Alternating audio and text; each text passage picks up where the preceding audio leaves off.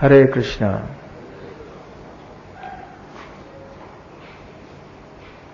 So for the last 2 days we have been discussing topics in connection with Lord Ram.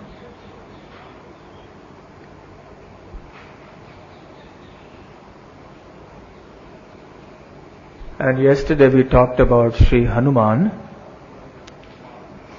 And today we will continue discussing topics in relation to the devotees of Lord Ramachandra. Not specifically Hanuman, although there is so much more to discuss about Hanumanji. But we'll talk about all the other wonderful devotees of Lord Ram who have been described in the Ramayana. And before that we'll also talk about some great devotees of Ram who have lived in more recent times. Although our worshipable deities in the Gaudiya Vaishnava Sampradaya are Radha Krishna, and the Krishna of Vrindavan is the Krishna we worship, Aradhyo Bhagavan Vrajesh Tanayas Tadham Vrindavanam. And yet, this Siddhanta or this conclusion is given to us by Chaitanya Mahaprabhu. Therefore, Krishna and Chaitanya Mahaprabhu are the two most important deities for us in this age, especially in our Sampradaya. But our Acharyas also declare that there is a special place that Lord Ramachandra also has. Although the worshipable deity is Krishna, but nevertheless, because of the special flavor of Lord Ramachandra, his human-like pastimes acquired significance. Chaitanya Mahaprabhu exhibited to Sarvabhauma Bhattacharya his Shadbhuja form, 6-armed form, in which 2 arms bore the bow and arrows of Lord Ramachandra.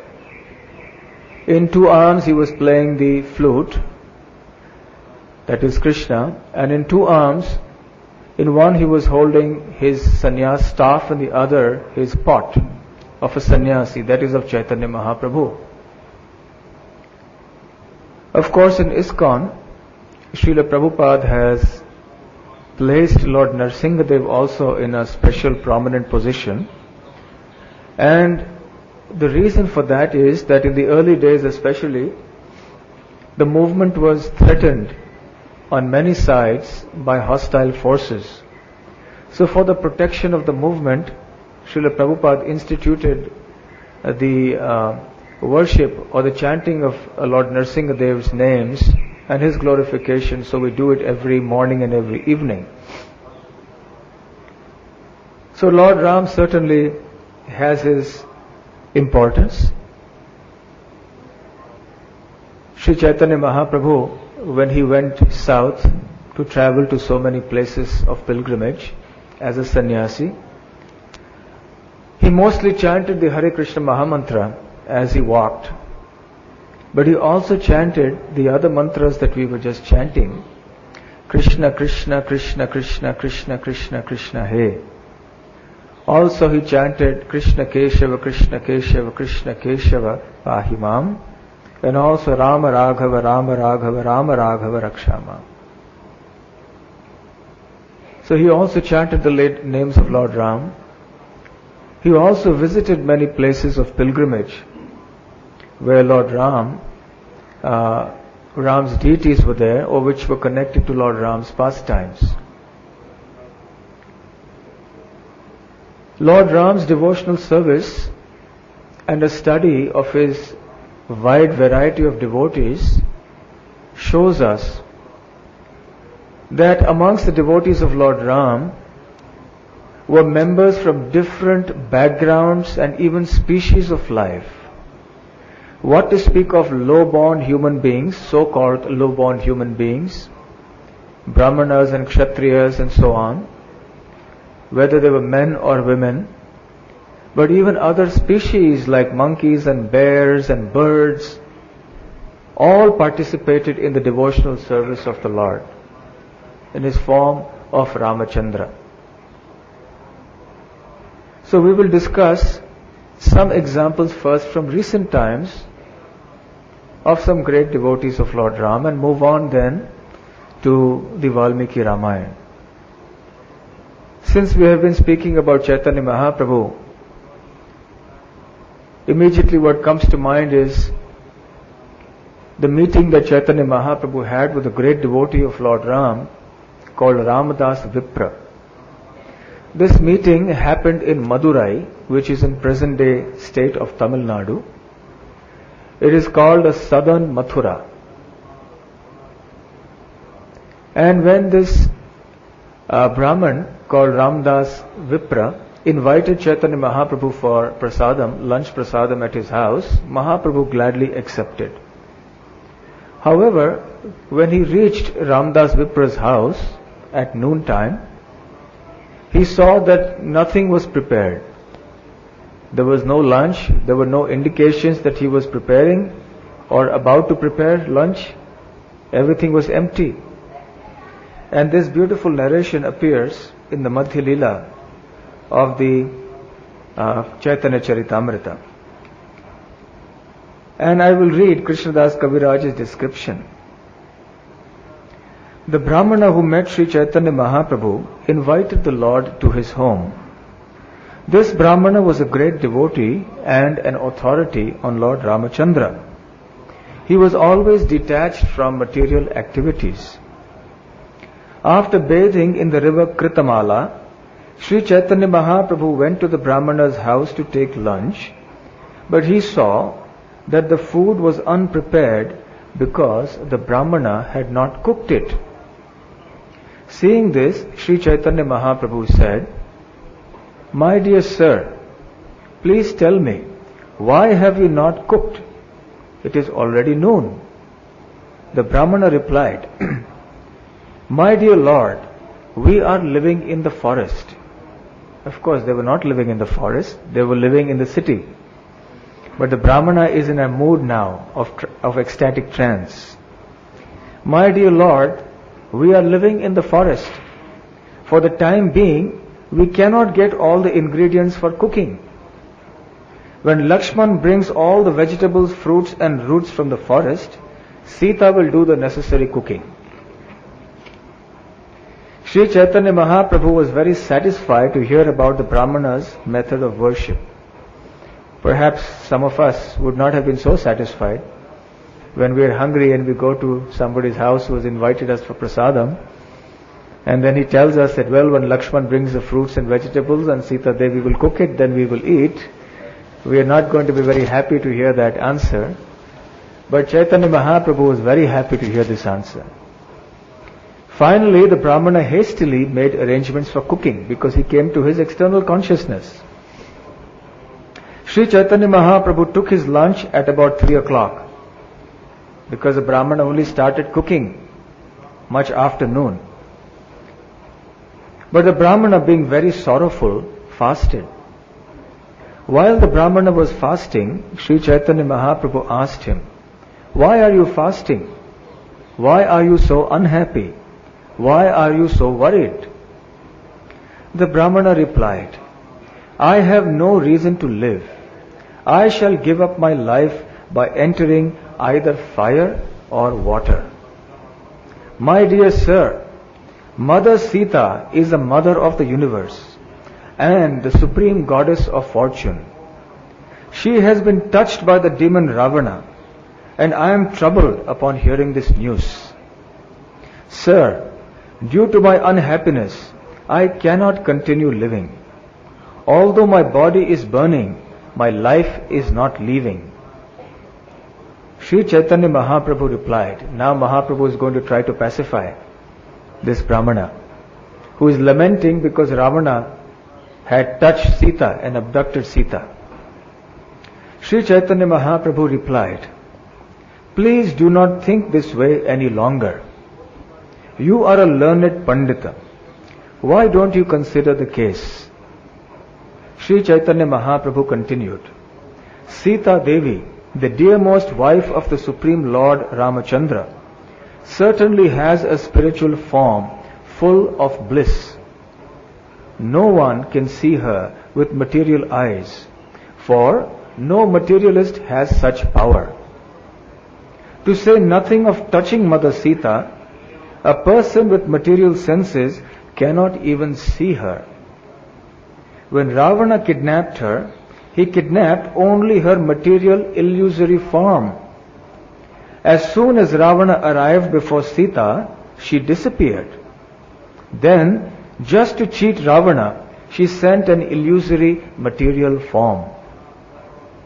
Spiritual substance is never within the jurisdiction of the material conception. This is always the verdict of the Vedas and the Puranas. Sri Chaitanya Mahaprabhu then assured the Brahmana, have faith in my words and do not burden your mind any longer with this misconception. Although the Brahmana was fasting, he had faith in the words of Sri Chaitanya Mahaprabhu and accepted food. In this way, his life was saved.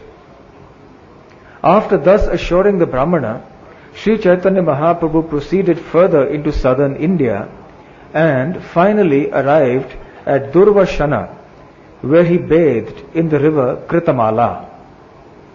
At Durvashana, Sri Chaitanya Mahaprabhu visited the temple of Lord Ramachandra, and on the hill known as Mahendra Shaila, he saw Lord Parashuram. Sri Chaitanya Mahaprabhu then went to Setu Bandha or Rameshwar, where he took his bath at the place called Dhanush Tirtha. From there he visited the Rameshwar temple and took rest. There, among the Brahmanas, Sri Chaitanya Mahaprabhu listened to the Kurma Purana, wherein is mentioned the chaste woman's narration, that is Sita Devi's narration. Srimati Sita Devi is the mother of the three worlds and the wife of Lord Ramachandra. Among chaste women, she is supreme, and she is the daughter of King Janak. When Ravana came to kidnap Mother Sita and she saw him, she took shelter of the fire god Agni. The fire god covered the body of Mother Sita, and in this way she was protected from the hands of Ravana. Upon hearing from the Kurma Puran how Ravana had kidnapped a false form of Mother Sita, Sri Chaitanya Mahaprabhu became very satisfied. The fire god Agni took away the real Sita and brought her to the place of Parvati, goddess Durga. An illusory form of Mother Sita was then delivered to Ravana, and in this way Ravana was cheated. After Ravana was killed by Lord Ramachandra, Sita Devi was brought before the fire and tested, the famous Agni Pariksha. When the illusory Sita was brought before the fire by Lord Ramachandra, the fire god made the illusory form disappear and delivered the real Sita to Lord Ramachandra. When Sri Chaitanya Mahaprabhu heard this story, he was very pleased, and he remembered the words of Ramadas Vipra. Indeed, when Sri Chaitanya Mahaprabhu heard these conclusive statements from the Kurma Puran, he felt great happiness. After asking the Brahmana's permission, he took possession of the manuscript leaves of the Kurma Purana. Since the Kurma Purana was very old, the manuscript was also very old. Sri Chaitanya Mahaprabhu took possession of the original leaves in order to have direct evidence. The text was copied onto new leaves in order that the Purana be replaced. In earlier days, of course, there was no printing press. So every copy of a book was handwritten onto leaves. And if it had to be duplicated, you had to copy and rewrite the whole text. So Chaitanya Mahaprabhu wanted to take the original text itself to convince Ramadas Vipra. So he had the text copied, and the copies then were kept with the Brahmanas at Rameshwaram, and Sri Chaitanya Mahaprabhu took the original. Sri Chaitanya Mahaprabhu then returned to southern Mathura or Madurai and delivered the original manuscript of the Kurma Purana to Ramdas Vipra. And now 2 verses are quoted from the Kurma Purana. I will read only the translation. When he was petitioned by Mother Sita, the fire god Agni brought forth an illusory form of Sita, and Ravan, who had 10 heads, kidnapped the false Sita. The original Sita then went to the abode of the fire god. When Lord Ramachandra tested the body of Sita, it was the false, illusory Sita that entered the fire. At that time, the fire god brought the original Sita from his abode and delivered her to Lord Ramachandra. Ramdas Vipra was very pleased to receive the original leaf manuscript of the Kurma Purana, and he immediately fell down before the lotus feet of Sri Chaitanya Mahaprabhu and began to cry. After receiving the manuscript, the Brahmana, being very pleased, said, "Sir, you are Lord Ramachandra himself, and have come in the dress of a sannyasi to give me audience. My dear sir, you have delivered me from a very unhappy condition. I request that you take your lunch at my place. Please accept this invitation. Due to my mental distress, I could not give you a very nice lunch the other day. Now by good fortune, you have come again to my home." Saying this, the Brahmana very happily cooked food, and a first-class dinner was offered to Sri Chaitanya Mahaprabhu.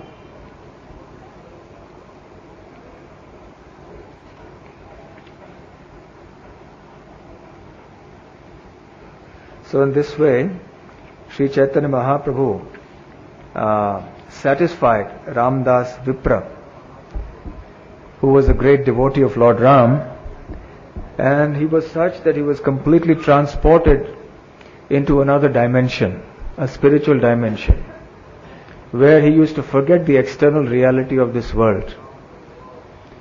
A very, very advanced devotee of the Lord, who is constantly absorbed in the pastimes of the Lord, actually enters into those pastimes within his or her mind. And we can see that when the Gopis in Vrindavan were talking amongst themselves about Krishna, and in their separation from Krishna, they felt his deep personal presence, because they were always talking about him, and they began to enact his pastimes, like killing of Putana and so on. So this is the way of transcendence. However, one must be careful to note that not everyone who appears to chant the name of the Lord may necessarily be a pure devotee of the Lord. And we shall now narrate another story from Chaitanya Charitamrita about another Ramadas, who was Ramdas Vishwas. And this story pertains to Raghunath Bhatta Goswami's journey from Varanasi to Puri. As he was traveling along the road, he met this Kayastha who was always chanting the name of Lord Ramachandra. He was a minister or a counselor to the king and was considered a very learned Pandit. And along the way, he was constantly chanting the names of Lord Ram, and he performed all kinds of menial services for Raghunath Bhatta Goswami. He massaged his legs, he carried his luggage, and so on. Raghunath Bhatta Goswami was very, very embarrassed.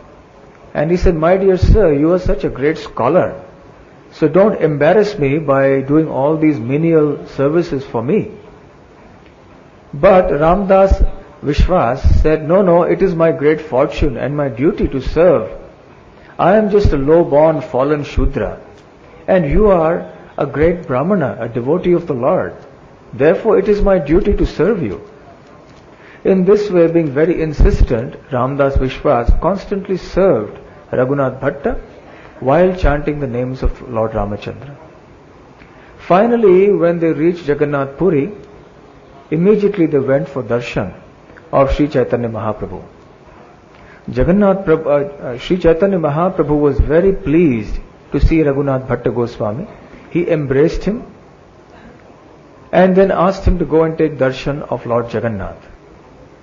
But he seemed to ignore Ramdas Vishwas. He was indifferent. He didn't even acknowledge that he had seen him. And Krishnadas Kaviraj Goswami explains that this was because Sri Chaitanya Mahaprabhu, who is the Supreme Personality of Godhead, understood that although Ramdas Vishwas was always chanting the names of Lord Ramachandra, but actually within his heart he was harboring a desire to merge into the impersonal effulgence of the Lord. In other words, Ramdas Vishwas was actually an impersonalist. He was a Mayavadi.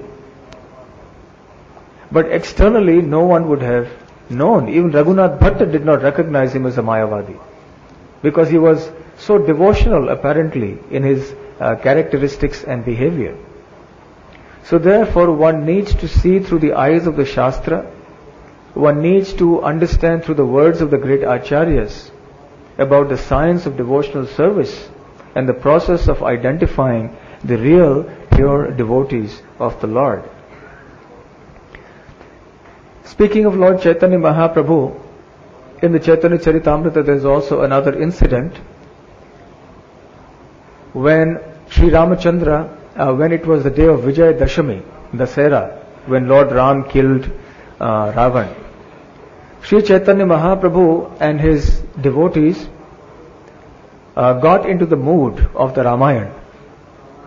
Sri Chaitanya Mahaprabhu personally assumed the mood of Hanuman, and all his devotees became monkey soldiers.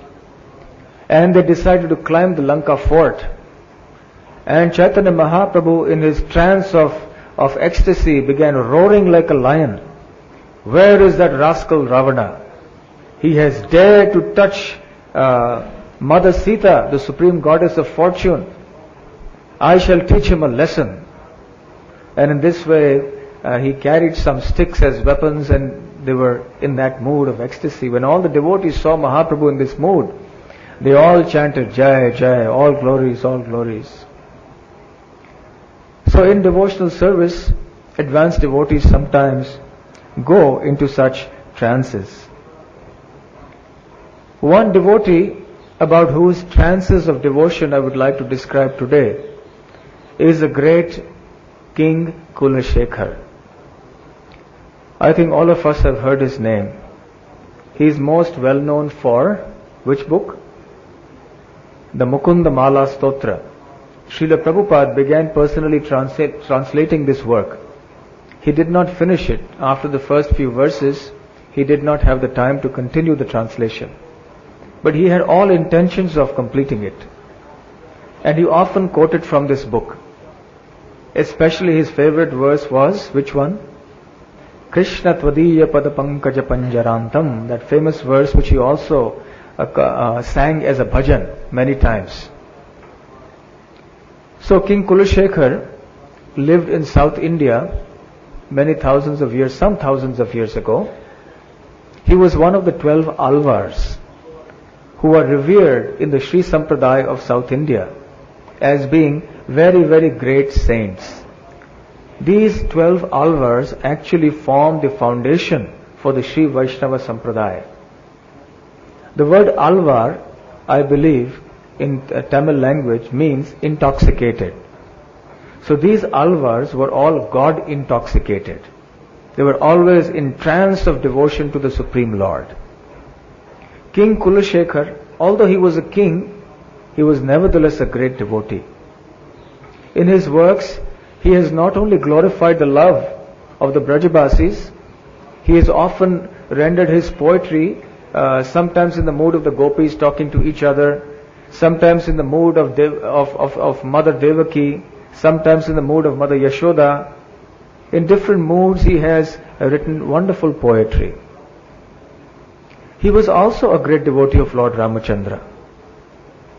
Every day he chose for his hearing the Valmiki Ramayan. So one Brahmana guru would come to his room in the palace and would read aloud the Ramayana. And the king would faithfully hear. And when he heard, he would be wrapped in attention and go into ecstasy. One day the reading reached the point when Lord Ramachandra was in Dandakaranya forest. He was there with Mother Sita and his brother Lakshman. Lakshman had just lopped off the nose and the ears of Shurpanakha, who had gone rushing and howling to complain to Ravan. In the meanwhile, before she went, she had gone to complain to her other brothers, Khara and Dushan, who were there in that place. That place was called Janasthan in the Dandakaranya forest. Khara and Dushan and Trishara were half brothers of Ravan, and Shurpanakha was also the sister of Ravan. When she complained, then this Khar, Dushan and others came forward. They sent some Rakshasa soldiers, but they were easily killed by Ram, who was alone. Ram instructed Lakshman that you please keep Sita Devi in the cave here and you stand guard outside the cave. You don't move a step from there. I will personally deal with these Rakshasas when they come to attack. So Ram was alone fighting with these Rakshasas. When the first batch of Rakshasas were killed, then the entire 14,000 of them came. And single-handedly, Sri Ram destroyed all of them within an hour or two. Now this was the episode which was being narrated one day. And the verse said in a poetic form of how beautifully Lord Ram was standing there in a heroic posture, and he was standing all alone, facing the 14,000 Rakshasas. So when King Kulashekar heard the mighty hero stands all alone, he suddenly was whipped up into a frenzy. Now he was transported again to a different dimension of reality, the real dimension. And he began roaring, "What? My beloved Lord is all alone and he is faced with 14,000 Rakshasas. What will happen? What a tragedy if something untoward were to happen. I must go there with my sword in hand. Although the Lord is not deprived of his disc and his conch shell, but nevertheless I, his bhakta, must rush to his help." And then he shouted at his generals, "Come on, gather the army, we must march towards Janasthan." The ministers were completely aghast. They didn't know what to say. And King Kulashekar was in no mood to listen. He was like veritable fire. And he was ready with his armor and his weapons, and all the soldiers had no choice but to follow him. And the army sallied forth from his kingdom's capital towards Janasthan. The ministers were now amongst each other, desperately confiding and discussing with each other what to do. Finally, one of them arrived at a plan. Let us send another expedition of soldiers on horseback and let them go far ahead of where our king has gone. And let this expedition return in the opposite direction and meet the king at some point on the road. And they should tell the king, "My dear king, we have just come from Janasthan and Ram has destroyed the Rakshasas." That may pacify the king. So this group of soldiers did exactly that. From another road, they sped ahead on horseback and returned on the same path but in the opposite direction, from where the king was in all his frenzy roaring and going towards Janasthan. And he suddenly met his own soldiers. And they said, "Oh king, we have good news for you. Ram has single-handedly killed those 14,000 Rakshasas. All glories to Lord Ram." And then, when King Kulashekar heard this, he shouted, all glories to Lord Ramachandra. And he somehow or other believed his own soldiers. And being pacified, he said, "Okay, now we shall return. There is no need now for us to go." And they returned to the kingdom. Now the ministers were very, very cautious, and they were very nervous every time some reading of the Ramayana would take place. And every time there was some particular episode being discussed, there would be a festival in the city. Actually, what a nice culture it was.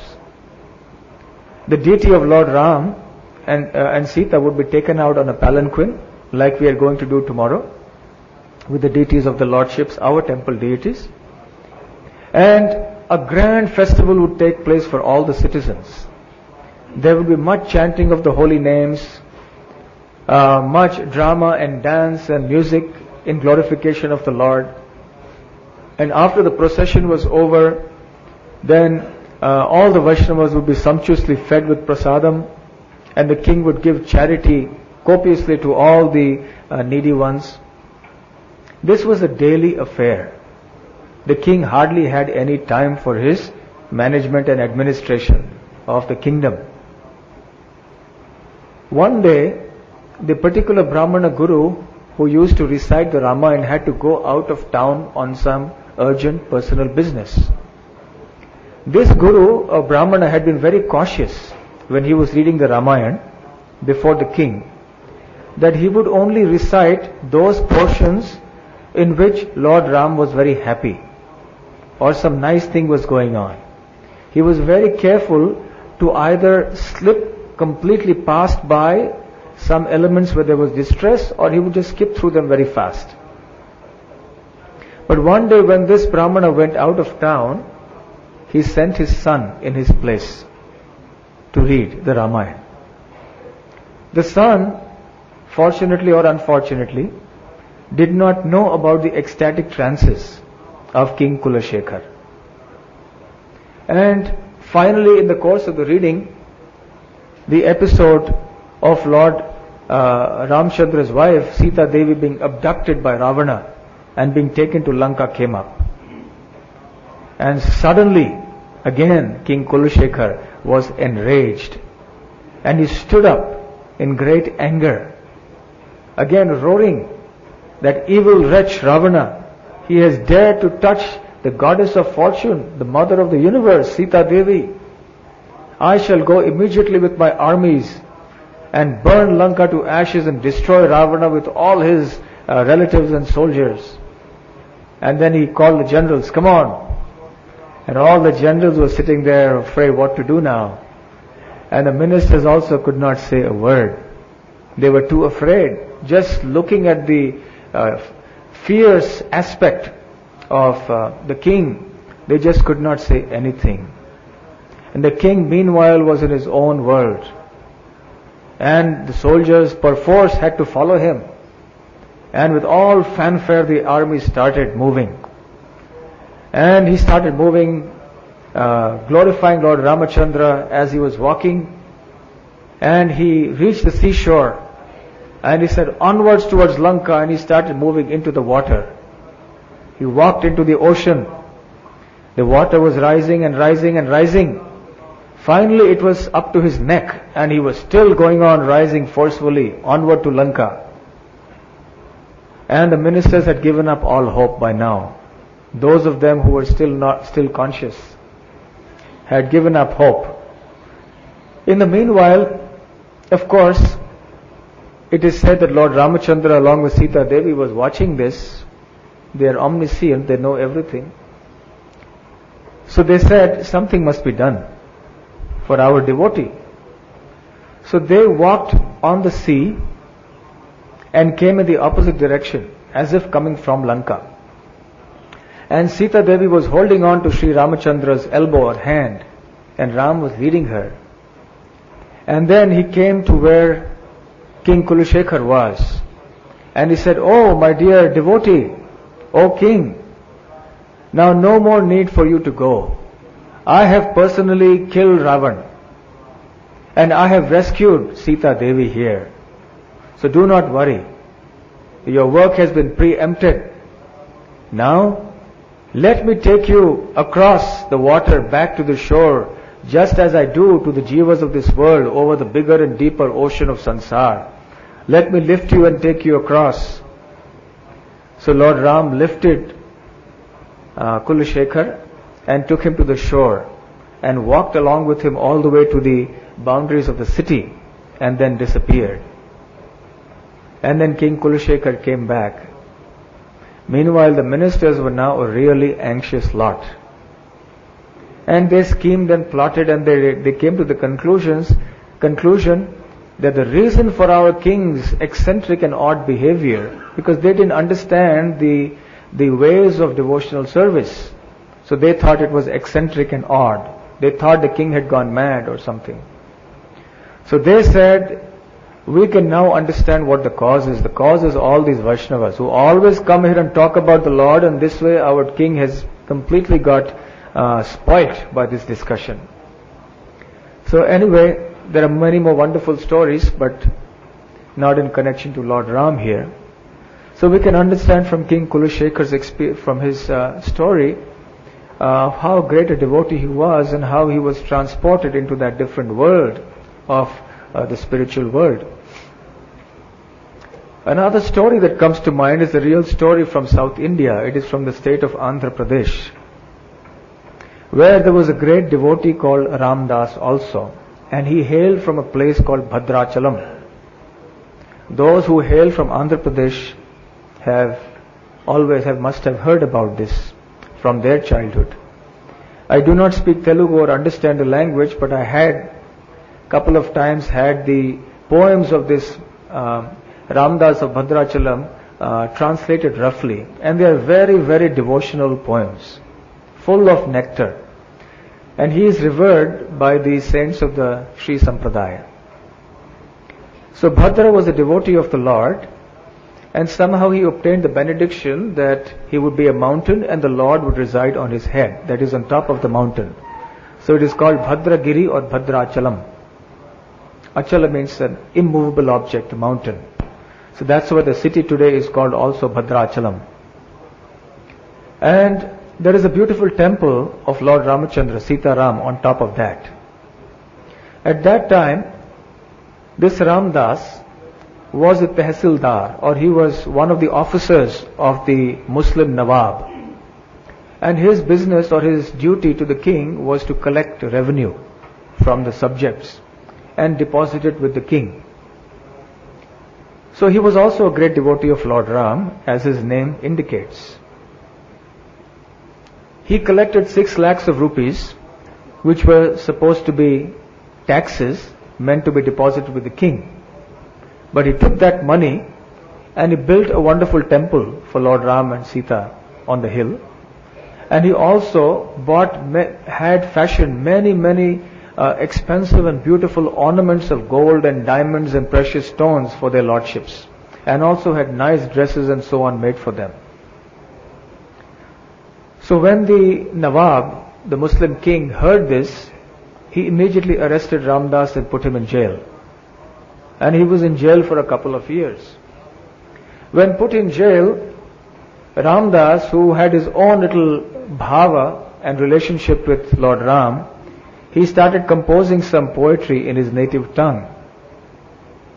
Each of them is a gem in itself, but some of the things are where he says, "Oh my dear Ram, I offered this wonderful ornament of gold to you. Who do you think gave me money for it? Do you think your father Dashrath Maharaj gave me the money to make this ornament? And what about this girdle of gold, this belt of gold that I offered to your wife Sita Devi? Where do you think I got the money from? Do you think that her father Janak Maharaj gave me that money?" In this way he was admonishing Lord Ram, that I served you, I used all these things for your service, and what have you done? You have put me in the jail. In this way he spent some years in the jail. One time, personally, Lord Ram went before the Nawab and returned the 6 lakhs of rupees to him. The Nawab did not know the identity of the person, of course. He accepted the 6 lakhs and he discharged Ramdas from the jail. When Ramdas heard that someone had come and paid 6 lakhs, and he heard the description of the person, he immediately understood that the Lord had personally come to discharge his debt to the Nawab. And then he composed another poem in which he admonished the Lord, "My dear Lord, I do not understand your ways. Who is a devotee, me or the Sultan? I have worked for you, I served you, and what did you do? You put me in jail, and you gave your darshan not to me but to the Sultan, to this Nawab." So in this way his poems are very, very beautiful. So this is the tradition of Vedic culture. We have so many such great devotees, some unheard, some heard of. The tradition of this land is very, very beautiful, and the path of devotion has its own ecstatic ways, which only those initiated in the path can understand. The people of this world always think such devotees to be mad or crazy, like the ministers of Kulashekar did for Lord Ramachandra, for King Kulashekar. So Bhadrachalam is well known for Ramdas. So these are some of the devotees in recent times. Coming now to Valmiki Ramayan and the great devotees mentioned therein, there are so many devotees mentioned in the Ramayana.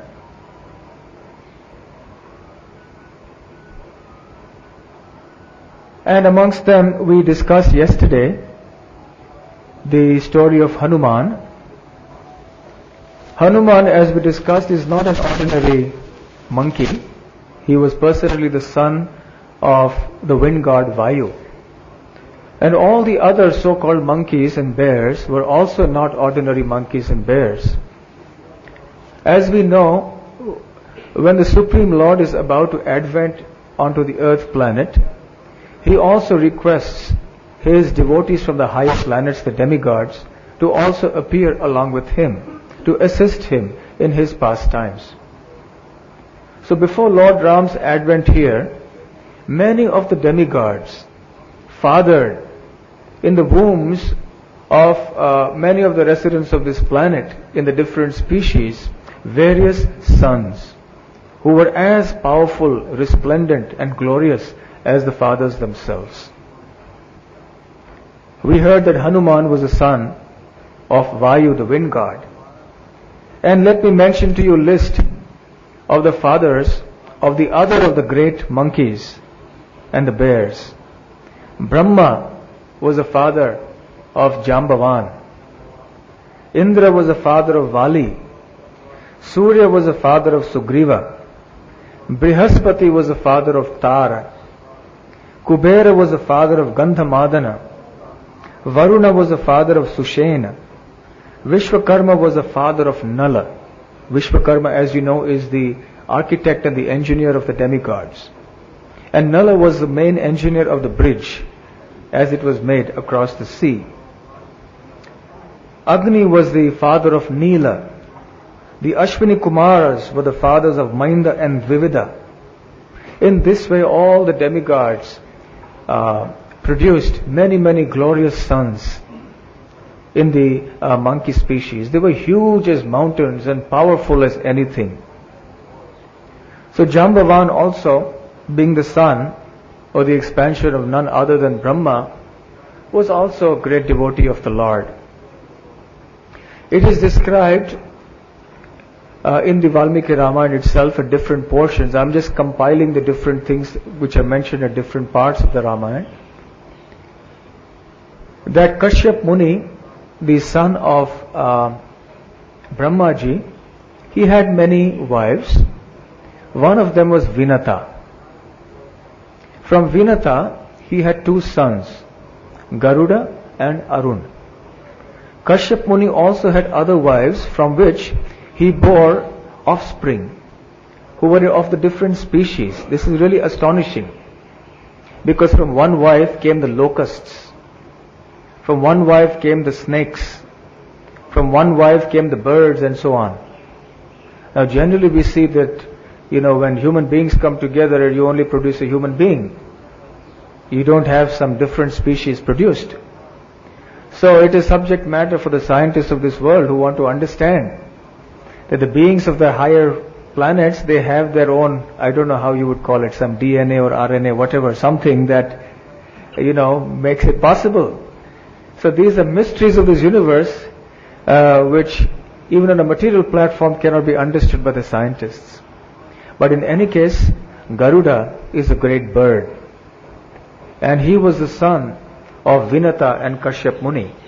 His brother was Aruna, who was the charioteer of the sun god. Garuda, as we know, is the carrier of Lord Vishnu himself. So Arun had two sons called Jatayu and Sampathi. And Jatayu and Sampathi were very close to each other. And when Jatayu was very small, he and Sampathi, they started in a mood of play, moving towards the sun, just as Hanuman had done in his childhood. As they neared the sun, the glow of the sun, the rays of the sun became very, very fierce. And Sampathi, who was the older of the two, covered his younger brother Jatayu with his wings to protect him from the fierce rays of the sun. In the process, Jatayu was saved, but Sampathi, his wings were burnt, and he fell to the ground, on the earth, on the Vindhya mountains. Meanwhile, Jatayu, he went to another portion in the forest, where later on he met Dashrath Maharaj and became friends with him. Now we'll come to the part of Jatayu a little later. Now we'll come to Sampathi. Sampathi then resided on a lonely peak in the mountains. He was very distraught because his wings had been burnt and he was not in a position to fly. And one day, after many thousands of years after this particular incident, he suddenly saw a whole group of monkeys arrived there. And he thought, oh, I have been hungry for so long. Finally, Providence has sent me some food. And he was speaking this way to himself. And the monkeys who were below became very morose upon hearing that. Who was this group of monkeys and bears? You see, when Lord Ram had forged a pact of friendship with Sugriva, Sugriva had also elicited his support to kill Vali, which Ram dutifully did. Sugriva's purpose having been accomplished, now Lord Ram requested Sugriva to help him to find Sita Devi. So Sugriva sent out different batches of his monkey soldiers in different directions to search for Sita Devi. So one batch consisted of Angad, who was the son of Vali, and the crown prince. Sugriva was the king of Kishkindha. There were others also, like Hanuman and Jambavan in that group. And this group was there, searching here and there. They arrived on the banks of the ocean at one point, and that is when Sampathi spotted them. Already this group was very morose because they had not been able to spot Sita, and now they were thinking that if we have to go across the sea, none of us has the power to do so. What is going to happen? And just at that time, Sampathi said this, I have got my food now. So then Angad, in his deep disappointment, said, oh, how fortunate the great Jatayu was, that he died in the service of Lord Ram, even as he was killed by Ravan. And we are going to die uselessly, for no purpose, even without having accomplished the will of the Lord. So Sampathi heard this. He said, what did you say? You said something about Jatayu? Jatayu is dead? So they said yes. And then they described the incident of Jatayu's being killed by Ravana. Sampathi was overwhelmed with grief. He said, "Oh, I want to tell you that I am the elder brother of Jatayu. Please bring me down. I am unable to fly because my wings have been burnt." And then Sampathi narrated this episode of how his wings had been burnt and how his relationship with Jatayu was. He said, "Please take me to the sea. I want to offer the last rites for my departed brother." So Angad and the others, they carried him, they took him there. And then Sampathi said, "I have been gifted with a very sharp vision." He was in the body of a vulture. Jatayu and Sampathi were in the body of a vulture. As you know, a vulture has very sharp vision. Even though high in the sky, he can spot minute details upon the ground. So he said, "Even though I am very old now, but with my eyes, I can still see that far away beyond the sea is Lanka, which is being ruled by that evil Rakshasa Ravana. And I can see that within the confines of his palace there is a grove of Ashoka trees where Lord Ram's wife Sita Devi is situated. She is over there. I can see her." Immediately life came back to the monkey army who were there. And they said, "Oh, Sita Devi is there." And then Sampathi told them also many nice stories. And he told them, "When I was injured by the glare of the sun and I fell to the ground, I somehow or other hobbled to an ashram nearby the Vindhya mountain, to the ashram of a sage called Nishakara. And he was a Trikalagya. He could see the past, present and future. While he healed me, he said that in future a time would come when some monkeys would come searching for Sita. And the time when I revealed the secret of Sita's location to them, my wings would come back to me. At that time I had been very morose and I was thinking of giving up my life. But hearing the words of the Rishi, I felt hope. Since that day I have waited 8,000 years and you have come after this long time." And immediately after having revealed the secret of Sita Devi's location, his wings came back. And just in order to test his newfound power again, he flew up into the sky and tested his wings. Meanwhile, now the monkey army, that small portion of it that had come here, now they were faced with the prospect of having to jump over the ocean. How to do that? That was 100 yojanas long. 1 yojana is 8 miles. So 800 miles long. So all of them were looking at each other. And Angad, who was the leader of the group, he asked everyone, "So, is anyone ready to jump over the sea to go and see Sita Devi?" Everyone kept mum with their heads down. No one could answer. They were all getting depressed that having come so far, we are still going to be failures and we will not be able to find Sita Devi. Then Angad said, "All right, let each of us declare how much we can jump, how many yojanas we can jump." So one monkey, powerful monkey warrior came forward and said, "My limit is only 10 yojanas, no more." Another came forward and said, "My capacity is 20 yojanas." Another said 30, 40, 50 and so on. Finally, Jambavan, he came forward. He said, "I can jump 90 yojanas." He said, "Now I am a very, very old man. In my younger days, I could have easily jumped this distance. In the days gone by, when the great King Bali Maharaj was performing his sacrifice, and the Lord came as Trivikram, Vamanadev, and begged charity from him, and he expanded himself, and he covered the whole universe. I circumambulated this Supreme Lord Trivikram completely clockwise." In other words, he went all over the universe. That was his power to jump and to move. At another place, Jambavan says that I circled the earth 21 times. That was my power when I was a young person.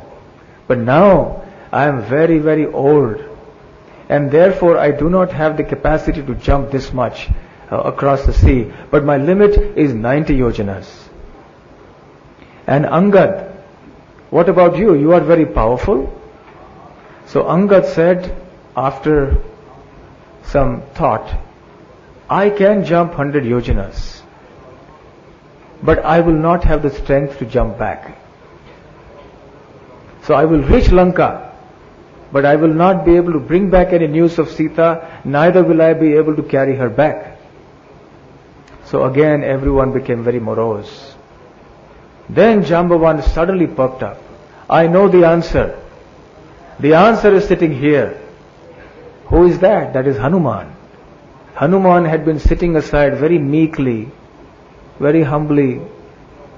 He had not even announced what his capacity was. We discussed yesterday that Hanuman had been cursed by the Brahmanas when he was a child, that he would forget his strength, that he would regain his strength only after being reminded of it. So Jambavan knew about this curse, being a very wise old bear, son of Riksharaj.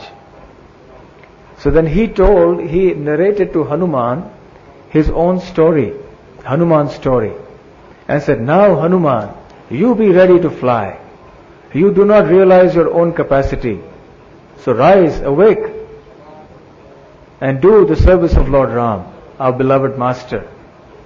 So Hanuman was stirred and inspired by the words of Jambavan, and he rose, and suddenly he had this newfound strength in him, and he expanded his body and he reached up to the skies, and all the monkeys roared in jubilation, Jai, Jai. And then Hanuman prepared for his flight, and what a flight that was. But that we can discuss on another occasion. So Jambavan was the one who played the key role in ensuring that Hanuman would realize his strength. And Hanuman became the great hero in that group eventually. So even as a bear in a bear body, Jambavan felt no hindrance in offering his devotional service to the Lord. Even in battle, he was very valiant, very brave, even though he was quite aged at that time. Both he and Sampathi must have been very, very old. Sampathi was older than Jatayu, and Jatayu was the same age as Dasharath Maharaj. And as far as Jambavan was concerned, Jambavan had been there since the time of Vamanadev, Bali Maharaj. So we can only imagine how old he was. So this is another example of how in the service of Lord Ramachandra, the kind of body we have is no handicap, is no botheration. It doesn't make a difference. Everyone in this world is entitled to serve the Supreme Lord. What to speak of animals, even birds. And who can be a better example of the Supreme Lord's devotees in the bird family than Jatayu, the younger brother of Sampathi. When Jatayu was in the forest, he met Dasharath Maharaj and struck up a great friendship with him. He was born on the same day, and at that time, when Sita Devi was being abducted by Ravana, Jatayu happened to be physically present there.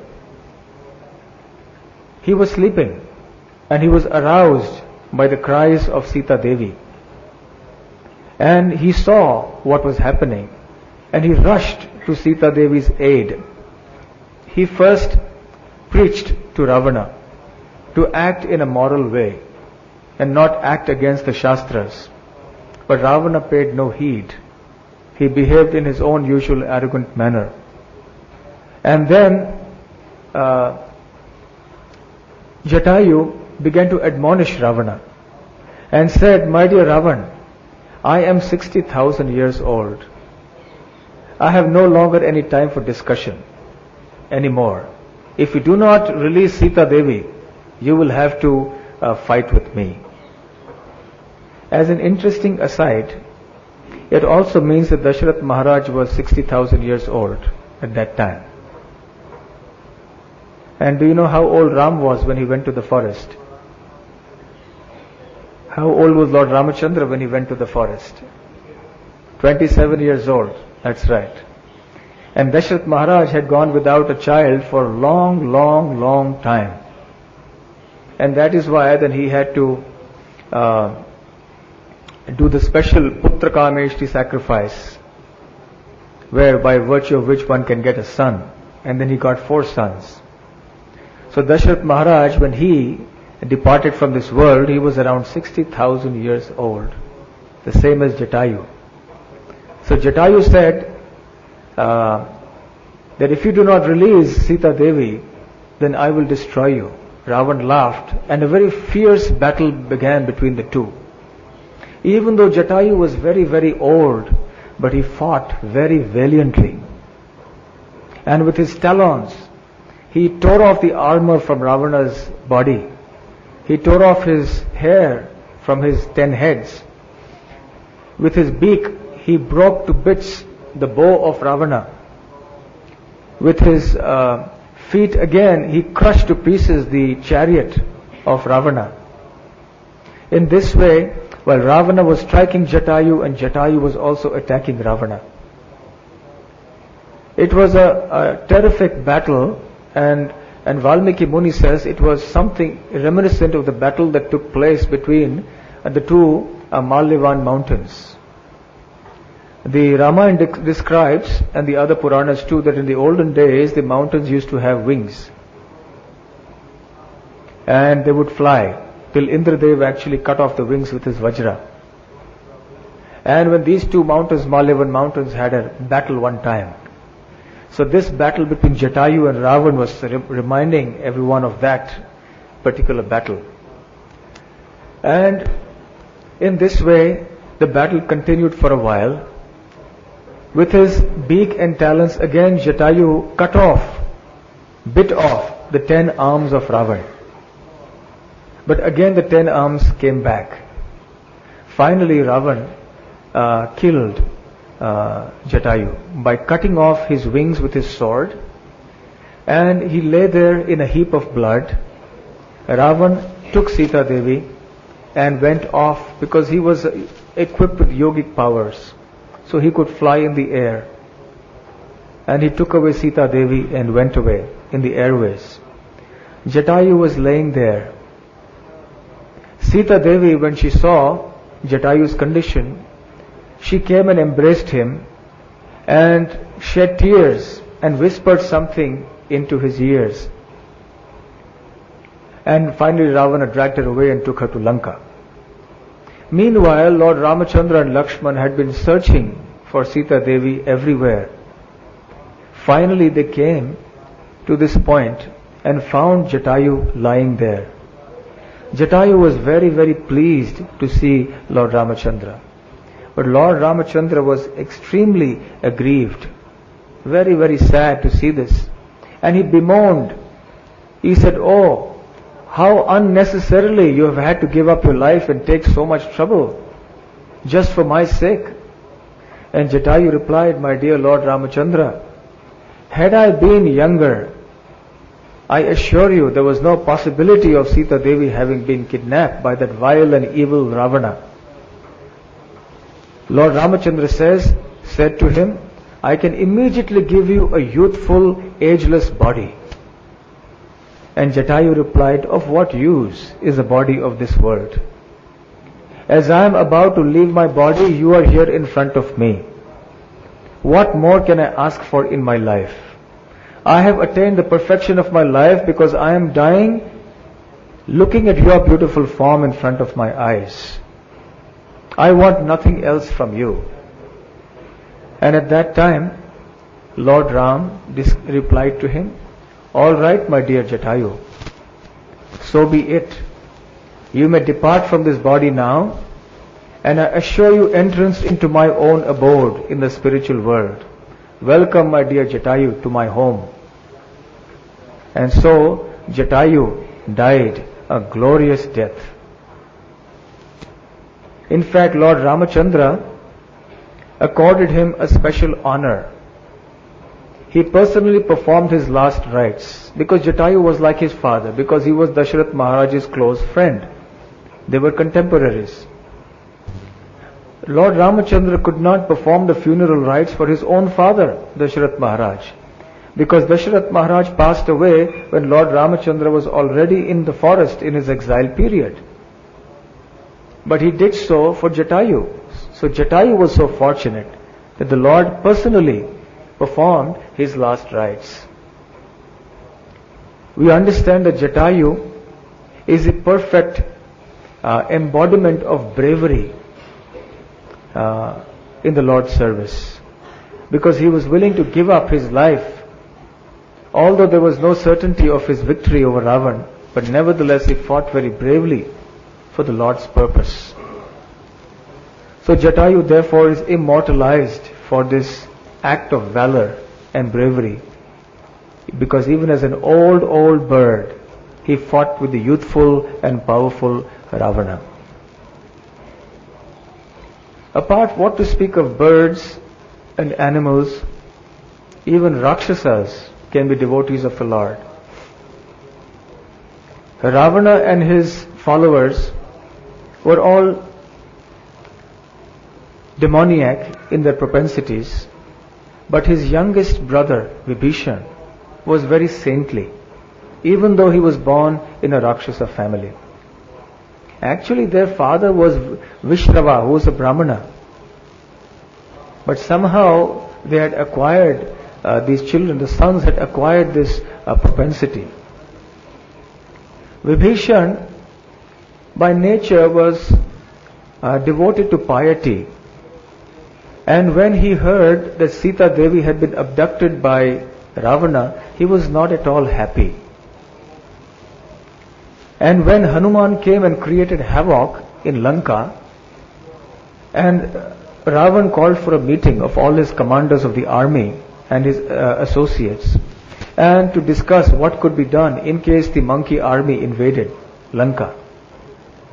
All the generals and associates of Ravana were boasting about the prowess of Ravana and his army of Rakshasa soldiers. But Vibhishan struck a note of caution. And he said that, my dear king, it is not proper for you to have stolen somebody else's wife, and especially the wife of Lord Ramachandra. You do not know and realize the consequences of this foolish act of yours. You will have to pay very dearly for this, and your whole kingdom will have to pay very dearly for this. There is still time, my dear brother. Please make peace with Lord Ram. Go and hand back Sita Devi to Lord Ram and beg his forgiveness. Lord Ramachandra and the other, Shri Ravana and the other commanders were very angry upon hearing these words of Vibhishan. And Ravan began to admonish severely Vibhishan. And he said that if you were not my brother, you would not be alive even for 1 second more.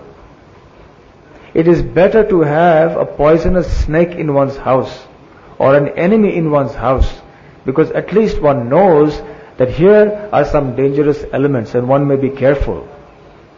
But you are more than an envious snake, and you are here posing as my well-wisher and my brother. It is my great misfortune today that you are here in my family. And so on and on and on. Vibhishan could not tolerate this. Finally he said to Ravan that good advice falls on deaf ears, it seems, on you. It seems you are bent upon the destruction of yourself and your whole race of Rakshasas. But if you are so determined, so be it. And immediately Vibhishan, along with 4 of his associates, left Lanka. All the Rakshasas were also endowed with mystic power.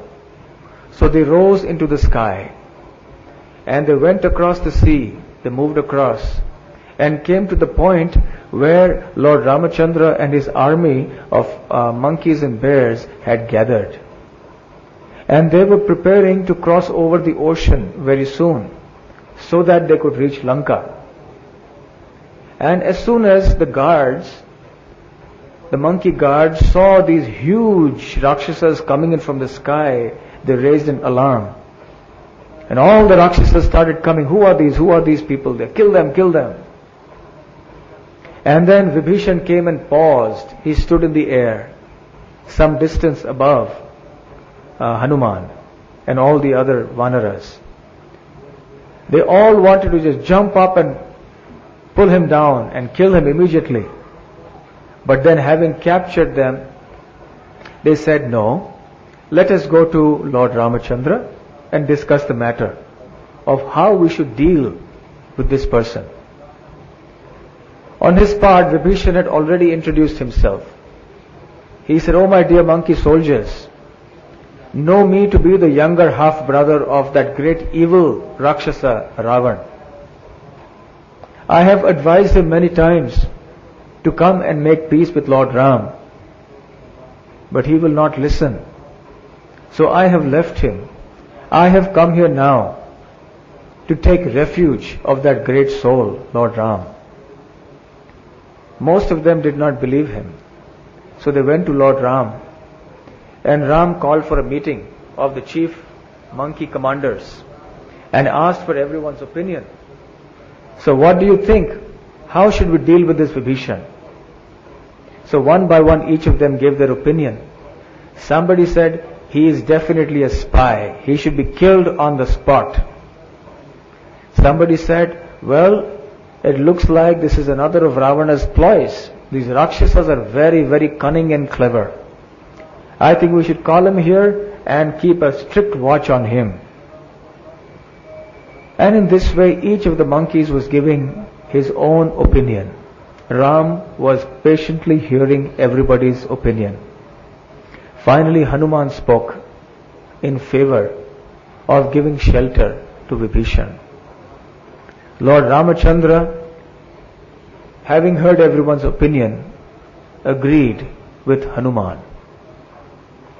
And then he spoke this famous verse, which our Gaudiya Vaishnava Acharyas also quote many times. Bhaktivinoda Thakur especially has quoted many times. Sakrad eva prapanno yas tavasmiti chayachate abhayam sarvada tasmai dadam yetat vratam mama. Lord Ramachandra said, Sakrad eva. Sakrad means even one time. Sakrad eva means certainly. Prapannaha, surrender. If someone comes to me and surrenders, and even one time he says, Tava asmi iti yachate. Yachate means to petition or to pray or to beg. Tava asmi means I am yours. Then, abhayam sarvada tasmai dadami. I gift them a complete abhayam or fearlessness. And this is my vow. Vratam mama. Vrata means a vow. So Lord Ram was such a noble personality that he said, if anyone comes and takes shelter of me, I cannot forsake him. Even if he has come with evil intentions, but the fact that he has taken shelter of me means that I should give him shelter. In this way, Lord Ramachandra exhibited his magnanimity and gave complete shelter to Vibhishan. Vibhishan was very pleased with the decision of Lord Ramachandra, and he came and begged forgiveness for having been on the party of Ravan, and from then on he remained a very faithful assistant. And Vibhishan's presence was very valuable to Lord Ramachandra's army because he knew everything about the enemy, about the Rakshasas. In fact, when Lord Ram crossed over the ocean on the bridge made of stones and reached the other side on Lanka, it was Vibhishan who introduced each of the leading Rakshasa warriors and generals to Sri Ram. This is such and such, this is Prahasta, this is Indrajit, this is Kumbhakarna, this is so and so. And this is his power, this is that person's power. And he also knew the various secrets of the mystical weapons that the Rakshasas used and the magical tricks that they conjured and performed. So Vibhishan's presence was invaluable in the battle. So he rendered this service in such an exemplary way at the lotus feet of Lord Ramachandra.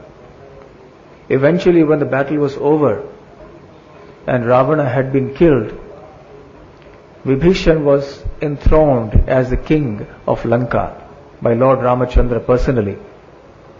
And then in the Pushpak Viman, they all went back to Ayodhya. The Pushpak Viman originally belonged to Kuber, but had been confiscated from him, stolen from him by Ravan, his half-brother.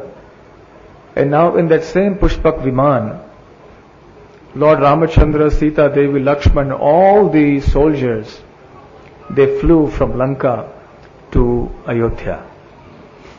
It is described that although it was just one vehicle, but all the soldiers of the monkey army who had been revived by the grace of Lord Ram, they fitted into this vehicle and there was place for everyone. And there was no crowding. We may imagine that there were so many millions of monkeys crowding into one ship. It must have been so crowded, like in our Mangal Arati in the morning. But everyone had sufficient space to comfortably sit and admire the scenery below as the Pushpak Viman was flying through the sky. After Sri Ram had been installed on the throne and he began his rule, he was giving gifts to everyone of his faithful companions and devotees. To each of the monkeys he gave valuable gifts. And to Vibhishan he gave a very special gift. What is that gift? Does anybody know? He gave a deity of Lord Vishnu, which had been worshipped in his family from the time of King Ikshvaku for many, many years. And there is a great history associated with that. We will not narrate it at this time. And this deity had been also personally worshipped there, and this was gifted by the Lord to Vibhishan. He said, you may worship this. So Vibhishan was very happy. And after all the ceremonies were over in Ayodhya, then he flew back to Lanka carrying the deity with him. Now there are two versions of what happened thereafter. This reminds us of the story of how Govardhan came to be here in Braja, right? It was carried here, and the great sage, I think it was, who was the sage? Pulastya. Pulastya had to keep it down. He had to answer the call of nature. So there is a similar story about Vibhishan too, that he had to answer the call of nature. Lord Ram had already told him that if he puts down the deity at any point on the earth, the deity would not move from that place. So Vibhishan came, he had to answer the call of nature, and he put the deity down, and there was a Brahmana boy close by. He asked him to hold it and warned him, don't put the deity on the ground. And he went and did his business and came back, and he found that the deity was on the ground and the Brahmana boy had disappeared. And now he was furious, but there was nothing he could do. And then the Lord replied, my dear Vibhishan, do not worry, it is my desire to be here on the banks of the Kaveri river in this most beautiful setting, but know for certain that I will look towards you always. And this deity is none other than the deity of Lord Ranganath, who is presently there even today in the place called Sri Rangam in Tamil Nadu in South India. How many of you have been to Sri Rangam and seen this deity? Very huge deity, one of the biggest deities of the Lord, and he is in a reclining posture. He is lying with his on his elbow and his palm is supporting his face. And there is also a beautiful story about how the deity came to be rising on his face. Originally he was sleeping and then he came because one of the alvars sang poems. "O Lord, are you not seeing that your devotees are leaving?" And the Lord woke up to see his devotees leaving. So such are the wonderful stories of the alvars. So anyway, so Lord Ranganath resides there, and normally deities face the east, except for important deities like Krishna Balaram, which faces the south. And also Krishna Balaram, Radha Shyam Sundar and Shri Shri Gaur Nitai have very distinguished company. The Lord Ranganath in Sri Rangam also faces south, especially towards Lanka, just to favor his devotee. And it is said that at certain periods it is Vibhishan who comes and performs the arati for the Lord. Another version of the story is that a king of that region had been already blessed. It was predicted that the deity would be there, because when he had gone for the coronation of Lord Ram, he saw this beautiful deity and he had prayed very fervently that this deity should come to his kingdom and that he wanted to serve this deity. And so, by the will of the Lord agreed, and then a grand festival was performed over there, a Brahmotsavam, and Lord Ranganath resided there by the will of Vibhishan also. That is another story that is sometimes said. So anyway, Vibhishan is another example of a great devotee of Lord Ramachandra. There are many, many such examples. We see also the story of the Nishada king, not the king but the leader of the Nishadas, a Shudra tribe in the forest, whose name was Guha. And he was also a great devotee of Lord Ram. When Lord Ram departed from Ayodhya on exile, this was his first halt. He came to a place called Shringavedpura on the banks of the Ganges, and at the place of Guha he stayed. He resided, he slept under a tree. And that was the place where Lakshman and Guha also, along with Sumantra, guarded him all night. Guha was very faithful. He served Lord Ram, and he also escorted them by boat further downstream to another point from where Lord Ram went further on and asked Guha to come back. It's interesting that from that night on, Lakshman was always engaged in guarding Sita Ram. One time after Ram's coronation, when Ram was ruling, Lakshman was also sitting on the throne nearby, and in front of everyone he yawned very loudly. Now this was some kind of breach of etiquette, because it's not very polite in the assembly of the king, sitting next to him, and you yawn so clearly, and everyone was surprised. And then Lord Ram revealed a secret, that Lakshman had not slept in 14 years, and now he was feeling a little sleepy. Every night he would stay awake to guard Lord Ram, starting from this night when he spent the shelter of Guha. Guha, although from a so-called low-born tribe, he served and loved Ram. He was also a great devotee. So we can see that in every status of life, amongst the human beings, from the so-called low-born to the Brahmanas, from the animals, the birds, the Rakshasas, you have examples of great devotees of the Lord. Some of the Brahmanas in the Dandakaranya forest, the sages, they were so attracted to the bodily beauty of Sri Ramachandra that they desired to worship him in the Madhurya or the Shringar Ras. And Lord Ramachandra told them that in this life it is not possible. Next avatar when I come, I will give you an opportunity to fulfill your desires. So some of these sages, rishis from Dandakaranya, became Gopis in the Krishna Leela. In Krishna Leela, there are two kinds of Gopis. The Nitya Siddha Gopis, who came from the spiritual world with Krishna, and there are also the Sadhana Siddha Gopis, who came to the position of participating in Krishna's pastimes as Gopis by the dint of their previous devotional service. Amongst the Sadhana Siddhas, there are various categories, and one of them are the Rishi Chari Gopis. Rishi Chari means those who follow in the footsteps of the Rishis. The Rishis are these Rishis, the Rishis of Dandakaranya forest. So they were given an opportunity to become Gopis. So in this way, the glories of Lord Ramachandra are sung in the Ramayana.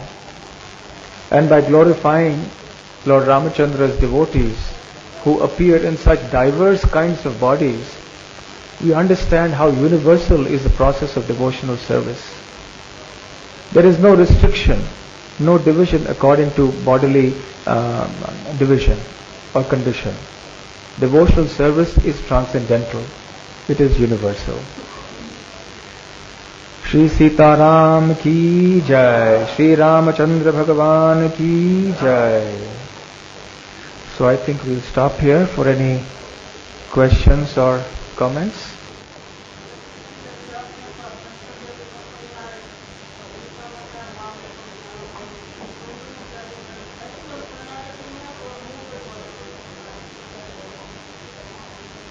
The question is that what is the difference between real surrender and not real surrender? Well, that is a big topic. There are many ways to approach, but let's put it very simply. Surrender means to have no other refuge. Mam ekam sharanam vraja, that we should have no other shelter. So Vibhishan also came. Tava asmi, I am yours. So from the moment we say, I am yours, my Lord, from that day onwards the Lord will give us fearlessness. So it's a question of the intensity with which we say, I am yours. Tava asmi. Our surrender is dependent on the intensity of our proclaiming this truth, or of our realizing this truth, that we belong to Krishna, we are Krishna's. Any other question or comment? Yes. Yes.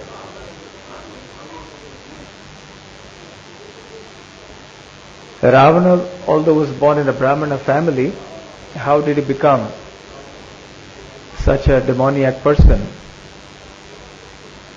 Well, of course, we know Ravana's story from the past, that they are actually Ravana Kumbhakarna in Treta Yuga, and Hiranyaksha Hiranyakashipu in Satya Yuga, and Shishupal and Dantavakra in Dwapar Yuga. They are basically Jai and Vijay from Vaikuntha, and the Lord has this mission for them in the material world, to play the role of demons inimical to the Lord, so that the Lord may fulfill his desires for chivalry, chivalrous activities of fighting.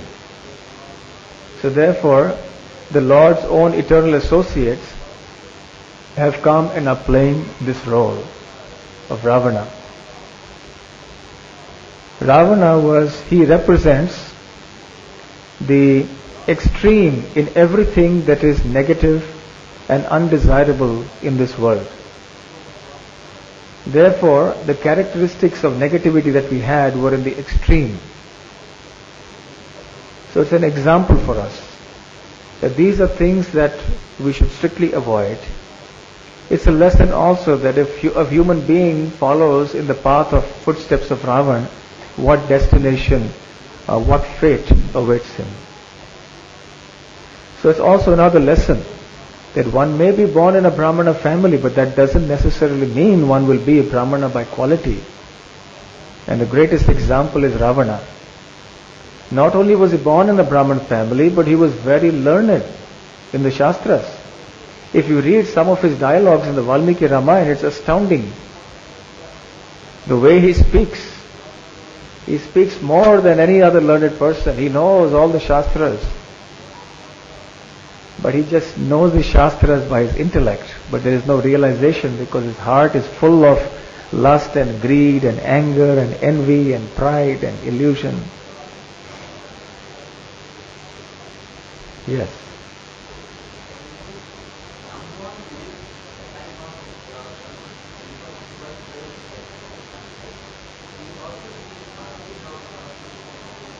Yes. Yes, very old.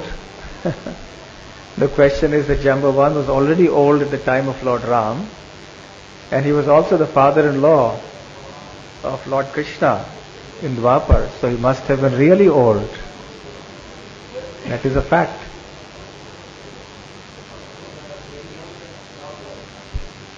Yes, he had a very young Yes, that is also true. What can I say? These are all extraordinary personalities.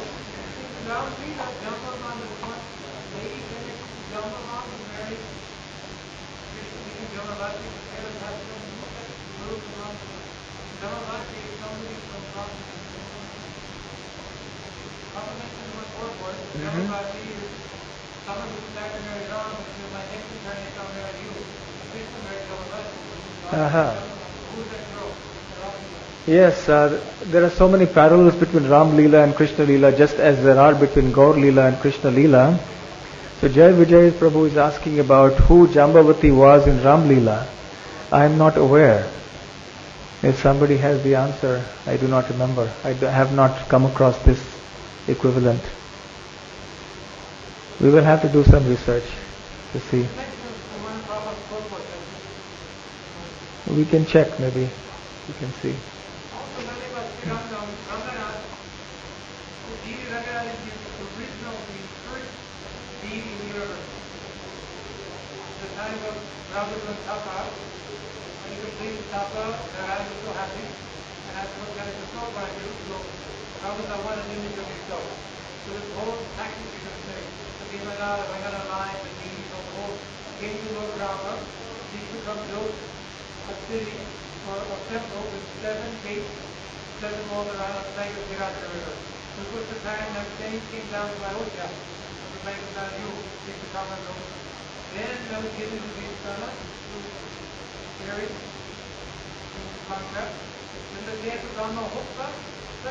Brahmotsav, yes. Yes. Yes.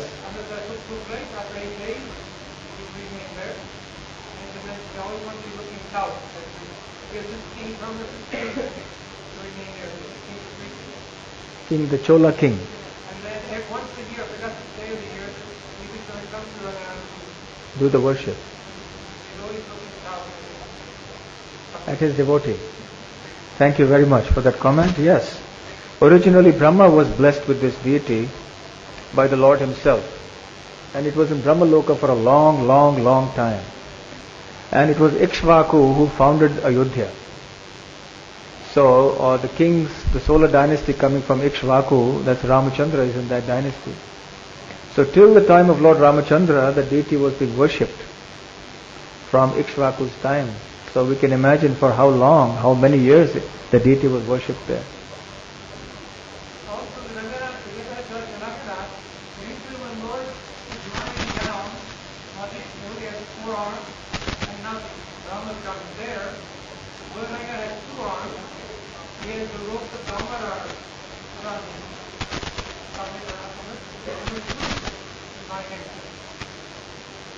He's not when Balaram had touched Ranganath, he Yes, Ranganath is a very, very special deity. Very special. Thank you. Yes.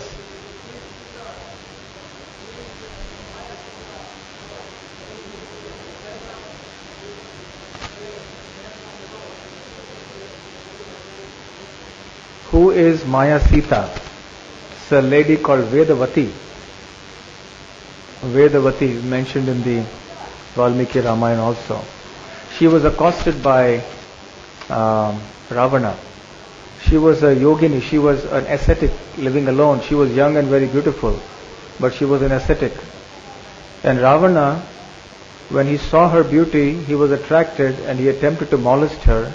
He caught hold of her hair, but by her yogic power, just with her hands, she cut off her hair. So Ravan was left holding the hair, and then she immolated herself.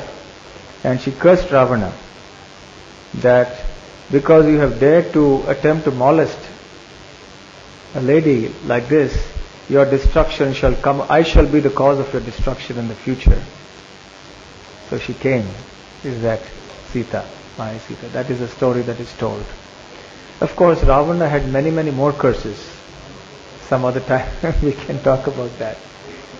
He was sufficiently cursed by many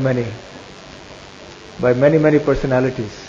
And the sum total of all these curses, resulted into the destruction of Ravana. Any other? Yes.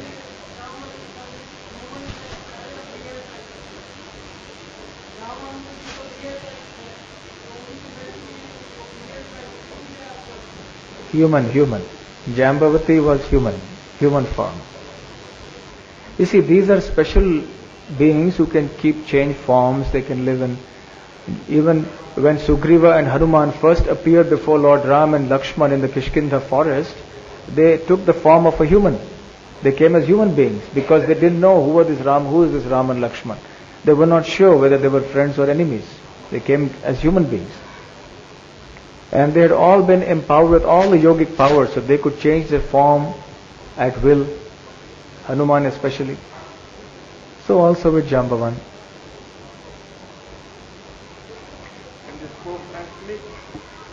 Did they speak Sanskrit? It appears so. Especially Hanuman. When Hanuman first meets Lord Ram as a human being, and Lord Ramachandra is so impressed with the speech of Hanuman, because Hanuman speaks a lot. And then Lord Ram speaks aside to Lakshman that this is not an ordinary person. Although he has spoken a lot, his grammar, his syntax, his vocabulary, his manner of speaking is perfect. The words he has chosen, each are perfect. You could not find a better word to express what he wanted to say. His manner of speaking is neither too loud nor too soft. He is very sweet spoken. He knows how to modulate his voice. He knows what emotions go. The expressions on his face and the manner of his speaking all indicate him to be an extremely learned personality. So at that time it appears they were speaking Sanskrit language. And Hanuman, of course, had been personally trained by the sun god Vivaswan. He had been blessed also at the time of his birth, as we discussed yesterday. And after he was born, do you know how Hanuman used to get trained? How did he get trained from the sun god? He did not go to school, but every time the sun rose, he would follow the sun till the sun set. From the mountain where the sun would rise to the mountain where it would set, he would follow the sun right to the course, and all the time by facing the sun he would get instructions from the sun. And in this way he would learn all his wisdom and knowledge. So he became a great Pandit. So very, very scholarly. Now, these messengers, they were anxious to come back to Vaikuntha, to their Lord, quickly. And what was their options that they were? So, if you are born as enemy, you come back in fever. And if you is otherwise, you 7 birds, yes. They opted for enemy. Yes. This man to try with that to take the gun. He opted for. Tonight we'll see Hanuman speak English. Tomorrow or tonight? Tonight and tomorrow. Yes. Okay, thank you very much. Tomorrow is the Shobha Yatra. So we request all the devotees to participate, and you can spread the word to the other devotees. They can bring offerings, and the offerings can be offered inside the MVT garden, and you can participate all the way in the procession. And also tomorrow, therefore, we will have no evening katha. We will have the evening katha day after tomorrow. Thank you very much. Shri Shri Sita Ram Lakshman Hanuman ki jai. Shri Shri Krishna Balaram ki jai. Shri Shri Radha Shyam Sundar ki jai. Shri Shri Gaur Nitai ki jai. Srila Prabhupada ki jai.